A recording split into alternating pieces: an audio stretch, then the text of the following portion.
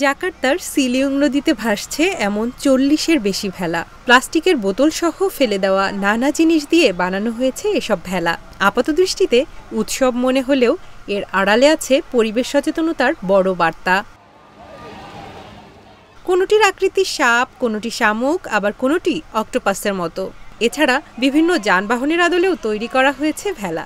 নদীর পাড়ে বসে ছোট বড় সব বয়সী মানুষ মুগ্ধ হয়ে দেখছে এসব ভেলা। দিনভর উৎসবে মেতেছিল হাজারো মানুষ। স্থানীয় সময় রোববার সকালে ফেস্টিভ্যাল সিলুং বা লাভ দ্য এনভায়রনমেন্ট ফেস্টিভ্যাল নামের এই উৎসবের মূল লক্ষ্য ছিল সাধারণ মানুষকে নদী দূষণের ভয়াবহতা সম্পর্কে সচেতন করা। উৎসবে ছিল নানা স্টলও। এসব স্টলে প্রদর্শিত হয় স্থানীয় বিভিন্ন পণ্য আর দেওয়া হয় পরিবেশ পরিচ্ছন্নতার শিক্ষা।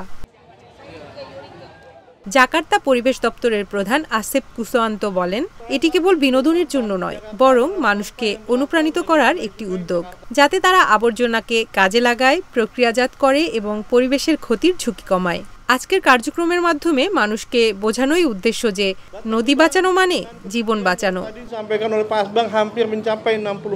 আন্তর্জাতিক সংস্থা IW লার্নের হিসেবে প্রতিদিন প্রায় ৭,০০০ টন কঠিন বর্জ্য এসে মিশছে সিলিয়ং নদীতে, যা ভয়াবহ দূষণের ইঙ্গিত দেয়।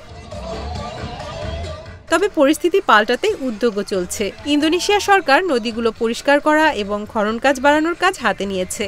নদীর স্বাভাবিক প্রবাহ ফিরিয়ে আনাই এর লক্ষ্য, যাতে আবারও জীবনের উৎস আর জলাবদ্ধতা রোধের উপায় হিসেবে কাজ করতে পারে নদীটি।